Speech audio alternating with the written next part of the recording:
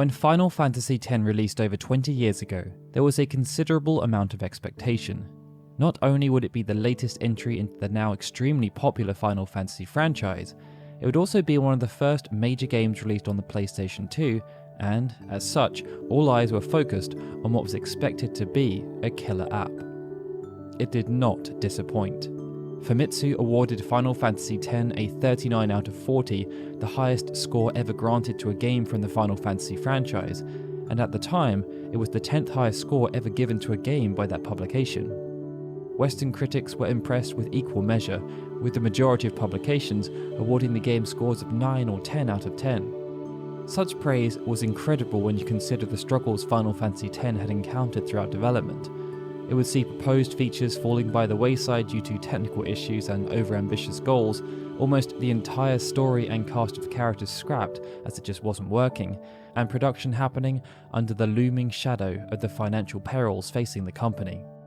That extra layer of insight makes the achievement of Final Fantasy X feel even more special, and today we hope to enrich your appreciation of the game even further by sharing some pretty intricate and lesser known facts about the game.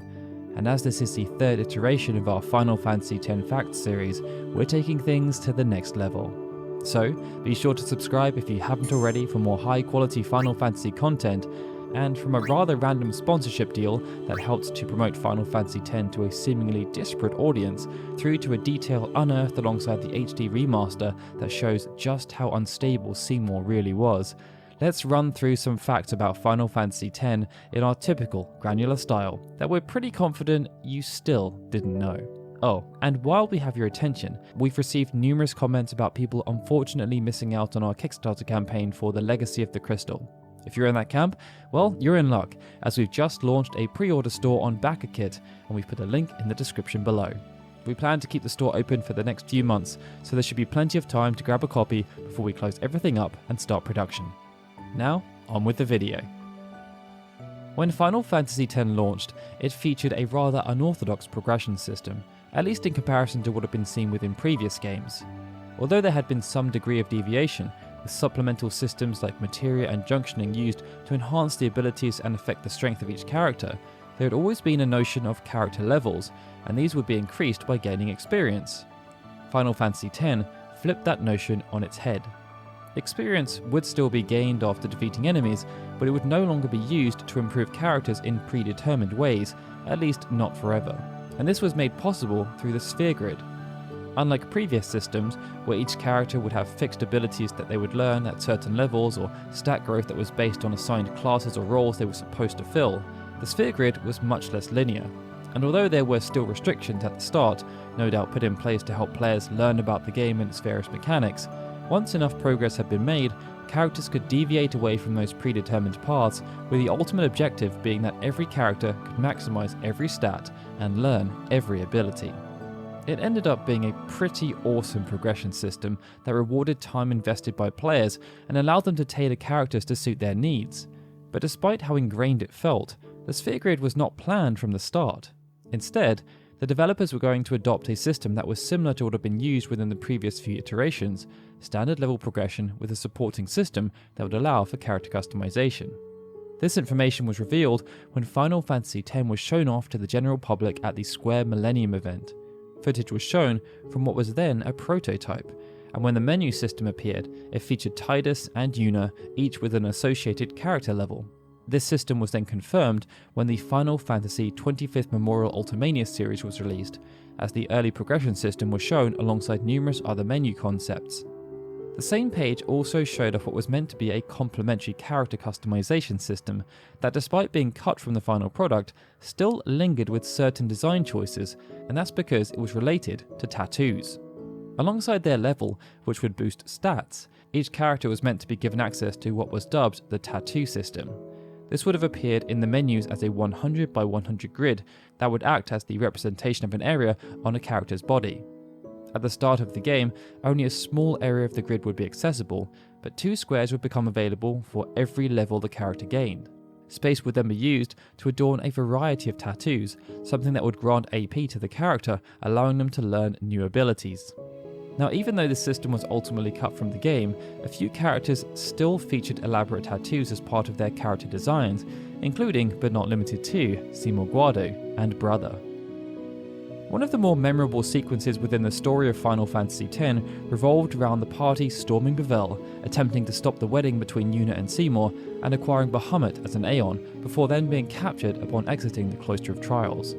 After being found guilty, following what was of course a fair trial, the party was sentenced to spend time in Via Purifico, a prison with seemingly no way of escape. But while they were awaiting the final verdict, the party were held in various locations, and Tidus and Auron were held in a suspended cage, no doubt so they could reflect on their actions.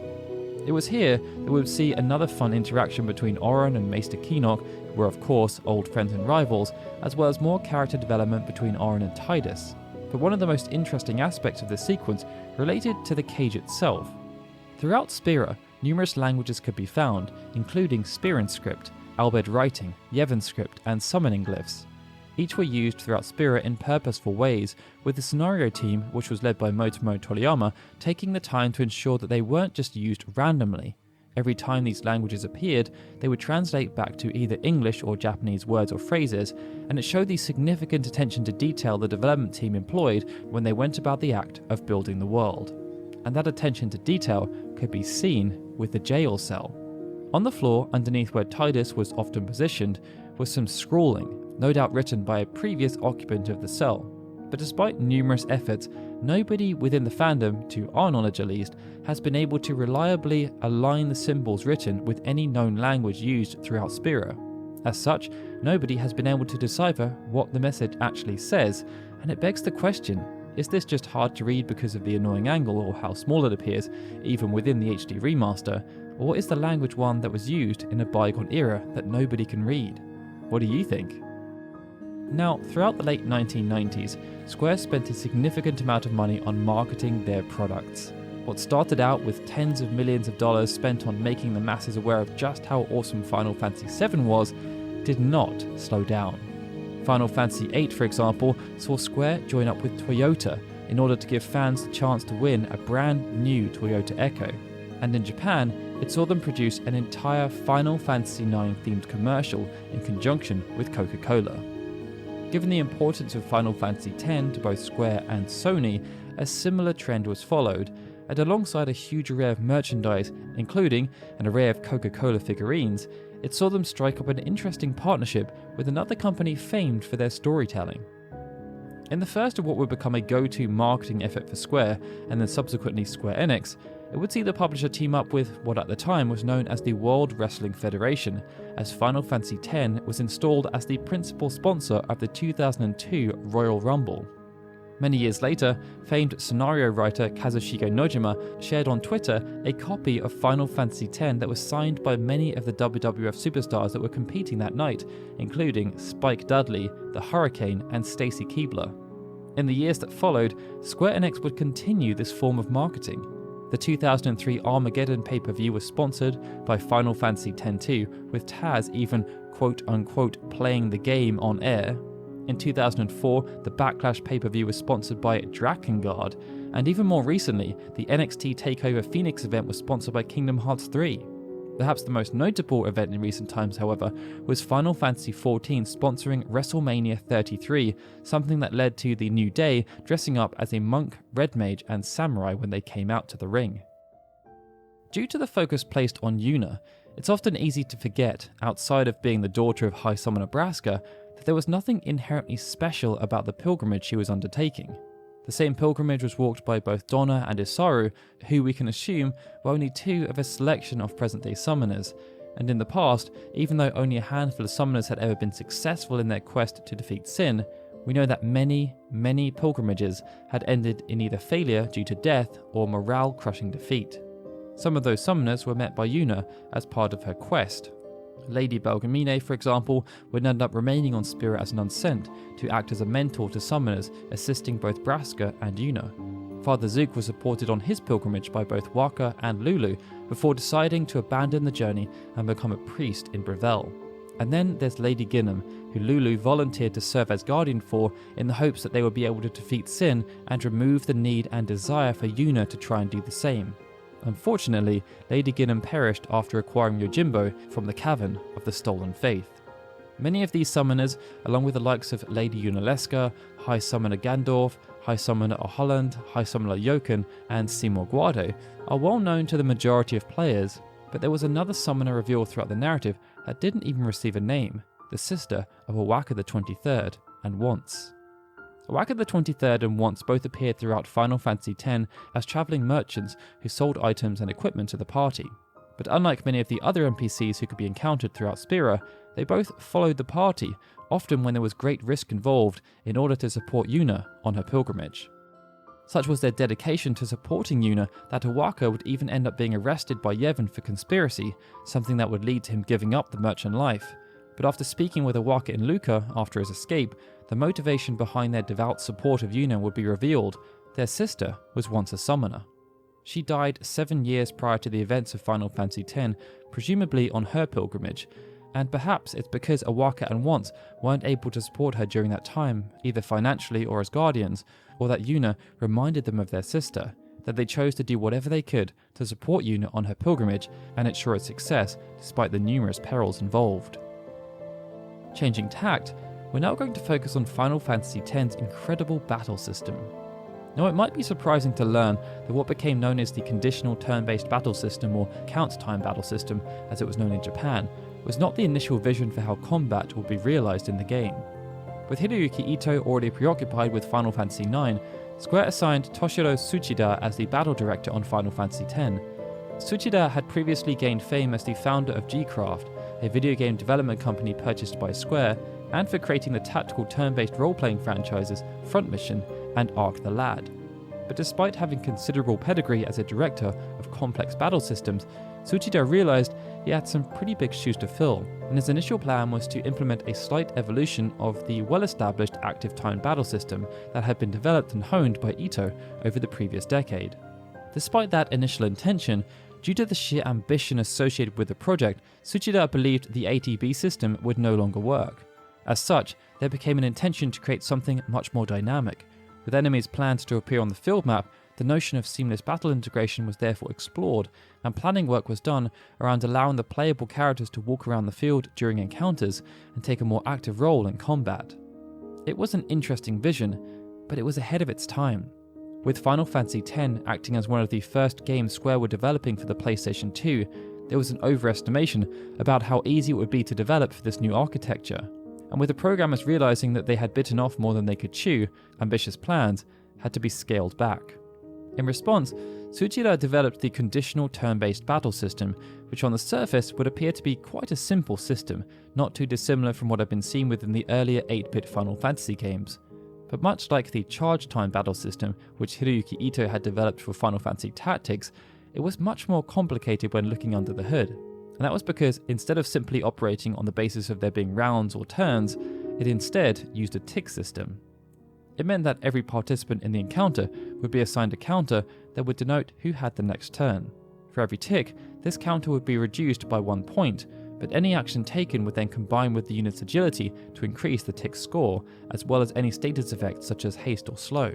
The CTB window, which appeared as part of the UI, would show the next 16 turns taken, as well as providing a preview about how certain actions and a character's agility may affect the ordering after being executed. But what's also interesting is that the colour of the bar denoted how many ticks there were until the character's next turn. It would see any character whose turn was 20 or less ticks away appear next to the pink bar, with the darker parts of the bar representing further tick increments. You can, of course, play the game without any issue in the absence of this knowledge, but it just goes to show how much intention there was around the system, with every single move being assigned a specific value and there being a considerable number of comparative calculations taking place in order to establish who has the next turn, as opposed to it being a much more linear system. Another element that saw huge changes throughout development was Final Fantasy X's proposed integration with Play Online. Play Online had been envisioned as an amazing tool that would be used to connect gamers around the world, creating shared communities around a love of product produced by Square and allowing the company to have a much closer connection with their fans. Final Fantasy IX, 10, and 11 were an integral part of this plan, with the former game having an offline integration through its infamous strategy guide, and the latter two having online integration. In the case of Final Fantasy X, Play Online was meant to be able to provide players with in-game hints and tips, replacing the necessity for a guide. Players would also be able to find out more information about areas they were in, and it was all planned to be available through the game's menu system. And this part of the deal was pretty well known, as this integration, which was of course removed from the final product, was shown off during the beta footage we spoke about earlier in the video that was shown at this Square Millennium event. But what's lesser known is that developers were also planning to create a full-on bulletin board system that would have been integrated into the game. These plans were shared by Hironobu Sakaguchi not long after the Square Millennium event, where he revealed that the system would be used to allow people playing the game to chat with each other and also sell items. The inspiration from this came from Square's Hawaii branch, where numerous employees were playing EverQuest.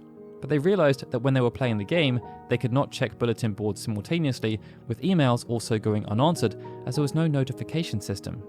Their plan was to integrate all of this into Final Fantasy X and no doubt Final Fantasy XI, so that everything was much more seamless and productivity would not decrease despite playing games. Needless to say, due to the numerous issues suffered throughout the development of Play Online, none of this ever came to pass, at least in Final Fantasy X, but it would have been very interesting to see the concepts based around how they expected this integration to work. And that brings us on to our last fact, which relates to a small piece of visual design that shows the true depths of Seymours Insanity. Seymour was born as the son of Giskel Guado, a revered member of Guado society, but as Seymour's mother was a human, he exhibited physical traits that the Guado deemed unusual and impure, something that led to them treating him with extreme prejudice. In the earliest years of Seymour's life, this led to constant unrest and derision, something that only intensified once Giskel became the ruler of the Guado. With the spotlight placed firmly on Giskel, every move was scrutinized, and one of his main sources of weakness was Seymour. For years, Giskel stood up to detractors, but when the Guado had exhausted their tolerance, there became a very real possibility of an uprising. And so, in a last-ditch attempt to retain his power, Giskel decided to exile his wife and son. It was claimed that Seymour needed to be in isolation so that he could focus more on becoming a summoner, something that Giskel hoped would see him become a beacon of hope for Yevon, if of course he was successful in defeating Sin. But the reality was much different. Seymour and his mother were banished to Barge Temple, as the Guado could no longer tolerate them. As this happened when Seymour was only 8 years old, even though he may not have been completely aware of everything that was transpiring, the more obvious aspects of the decision would have been abundantly clear. After Seymour's pilgrimage failed, with nowhere else to go, he returned to Barge Temple, and with his mother now gone too, having chosen to give her life to become the final Aeon, he lived in isolation for many years, where thoughts, feelings and ideas were born before growing and festering to create a very twisted individual. Most of this was revealed as part of the core narrative, and the nihilism of Seymour is clear as day. But what wasn't clear as day, at least within the original PlayStation 2 version of the game, was a nod to Seymour's desperate mental state that appeared almost as soon as Tidus had been transported to Spira. After awakening on a rock and swimming through some perilous water, Tidus found himself within Barge Temple, an ominous and desolate place that would have felt very intimidating. As a result, Tidus just tried to survive, and after lighting a fire, he laid down on the ground, collapsed, and fell asleep. During this sequence, players were given a much clearer glimpse of the central area of the temple as the camera panned out, and this showed that there was writing all over the floor. Although it was visible in that original PlayStation 2 version, it wasn't all that clear, and it wasn't until the release of the HD remaster that fans were able to translate the writing with a degree of certainty. When they did, what they found was quite chilling. Despite featuring across large segments of the floor, even though some other words were present such as fire and balcony, the majority of the writing consisted of just 3 words repeated: Giskel, Guado, Salam. It showed that the actions of Giskel weighed heavy on the mind of young Seymour, and after biding his time for years upon years, he was later able to return to Guado Salam and get his revenge. And with that, I think we're done. They were another 7 facts about Final Fantasy X that we are pretty confident that you still didn't know, and as always we threw in a load of little bonus facts for good measure. Having said that, we're pretty sure there are still some amongst you who knew them all, but let us know in the comments which you found to be the most interesting, and of course, if you enjoyed the video, please hit that like button and subscribe to our channel. Also, make sure you check out the pre-order store for The Legacy of the Crystal, an encyclopedic book we're writing that was successfully crowdfunded at the end of last year. There's a link in the description below. Alright guys, with that, this is Daryl signing out. I'd like to extend a big thank you to all of our Patreon and YouTube membership supporters, especially Anthony Hoffman, Benjamin Snow, The Livestream, and Gregory, who are super special Onion Knight supporters. And of course, a big thank you to everyone for watching this video. I'll see you all again soon for more Final Fantasy goodness.